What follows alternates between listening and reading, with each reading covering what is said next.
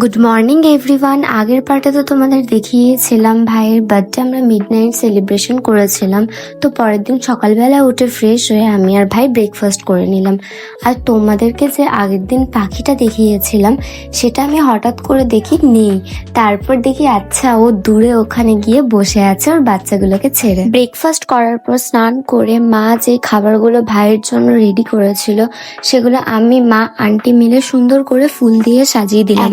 এত খাবার আবার এখানেই শেষ না, আন্টি আলাদা করে একটা প্লেটে চকলেট, মিষ্টি, কেক এসব সাজিয়েছিল। ও একা তো এত কিছু খেতে পারেনি, আবার সাইডে আরেকজনকেও কিন্তু এইভাবে সুন্দর করে থালা সাজিয়ে দেওয়া হয়েছিল।